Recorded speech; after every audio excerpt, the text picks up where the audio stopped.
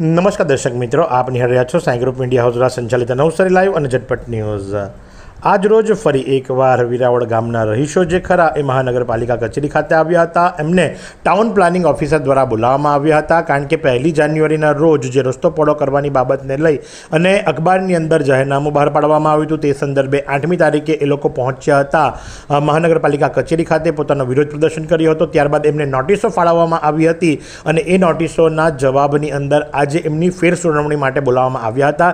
જે સંદર્ભે વિરાવળ ગ્રામની અંદર જે 18 મીટરનો રસ્તો છે જે 24 મીટરનો કરવા માંગી રહ્યા છે, જેના કારણે લઈ અને રસ્તાની બંને બાજુએ કપાત આવી રહી છે અને જે કપાતની અંદર લોકોના ઘર જઈ રહ્યા છે તે મોટી સંખ્યાની અંદર આજ રોજ પહોંચ્યા હતા મહાનગરપાલિકા કચેરી ખાતે। ટાઉન પ્લાનિંગ શાખાના અધિકારી સાથે મળી એમની સાથે વાતચીત કરી રજૂઆતો કરી હતી અને સ્પષ્ટ શબ્દોની અંદર જણાવ્યું હતું કે કોઈપણ સંજોગોની અંદર અમે અમારા ઘર જવા દેવાના નથી અને સાથે જ ત્યાં સુધી કે જો વૈકલ્પિક રસ્તો શોધો તો એક નહીં પણ 2 વૈકલ્પિક રસ્તા છે। નવો બ્રિજ બનાવો છો તો તે તમને રિંગ રોડ સાઈડે થઈ અને જે સ્પેશિયલ રસ્તો ફાળવવામાં આવ્યો છે રિંગ રોડનો, એટલે કે સ્ટેશન વિસ્તારનો એ, અને બીજો રિંગ રોડ જે ખરો ભેસતખળા વિસ્તારનો, બંને રિંગ રોડને રસ્તાઓ મળી શકે એમ છે ને જેની અંદર કોઈ ડિમોલ્યુશન કરવાની જરૂર નથી। નવા પુલની સાથે સીધો એ જોઈન્ટ થઈ શકે છે। વિરાવળ ગામની અંદર ખાસ કરીને કોઈ પણ ભારે વાહનો કે એવી કોઈ વસ્તુના કારણે ટ્રાફિક જામ થતો હોય એવા આજ સુધીના કોઈ બનાવો નથી બન્યા અને સાથે જ શા માટે કરીને એમના ઘર કાપવામાં આવી રહ્યા છે એની ઉગ્ર રજૂઆત એમણે કરી હતી અને જે સંદર્ભે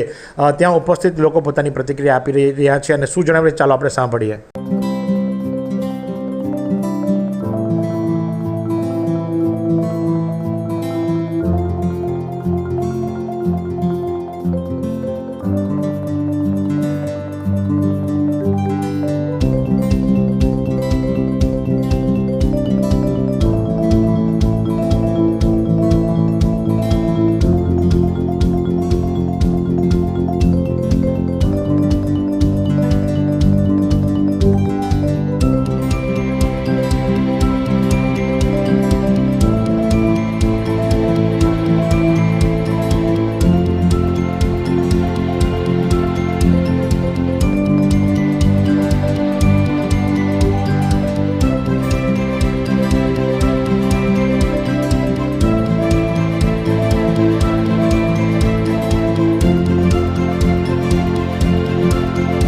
હેમંતભાઈ પ્રવીણભાઈ પટેલ। શું સમસ્યા છે?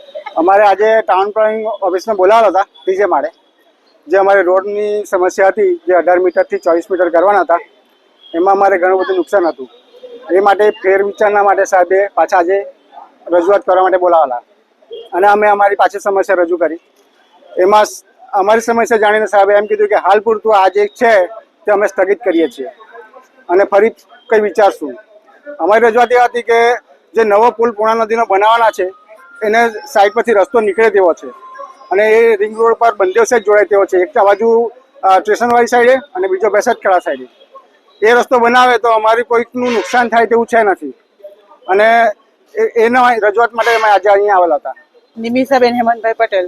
આ રોડ પૂરો થવાના એ માટે જે છે તેમાં અમે રોડ પૂરો નથી કરવા દેવાના ને જે આ બાજુથી જે રોડ પૂરો કરવાના જ છે તો તમે નદીથી રિંગ રોડ એ બાજુ નીકળી જવાય, આ બાજુથી રાવડિયા બાપા ગમી જવાય, એટલે અમારા જે રોડ છે એમાં કોઈનું કોઈ ટ્રાફિક થતું છે નથી।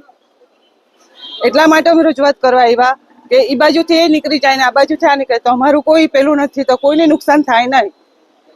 આજે રજૂઆત કરવા હતા, બોલાવ્યા હતા, પાછા એ લોકોએ નકશો બતાવ્યો અમને ને કીધું કે જો હું પાછા આંદોલન કરું, ભૂખ હડતાલ, રસ્તો તો અમે પૂરો નથી કરવા દેવાના।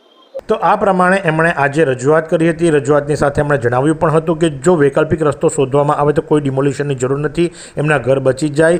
એક રસ્તો જે ખરો એ વિરાવળ ગામના સ્થાનિકો જેને વેકરું કહે છે એમાંથી થઈને રિંગ રોડને મળે છે અને બીજો રસ્તો જે ખરો એ ભેસતખળા રિંગ રોડ પર મળે છે, જેથી કરીને બંને રિંગ રોડને મેચ થઈ જાય છે અને કોઈપણ પ્રકારનું ડિમોલ્યુશન કરવાની જરૂર નથી। નવો બ્રિજ પણ ત્યાંથી સીધું તમે આપી શકો છો, તો કોઈપણ ટ્રાફિક જે ખરું એ સિટીમાં ન ઘૂસી અને સીધા રિંગ રોડ પરથી ડાયવર્ટ પણ થઈ જાય અને ટ્રાફિક જે ખરું એ શહેરી વિસ્તારની અંદર પણ અસર ના કરે, તો શા માટે આ રસ્તાનો ઉપયોગ ના કરી અને એમના ઘરો તોડવામાં આવી રહ્યા છે એવી એમણે રજૂઆત કરી હતી। તો આ જ પ્રમાણે આવા અવનવા સમાચારો માટે આપ નિહાળતા રહો નવસારી લાઈવ અને ઝટપટ ન્યૂઝ।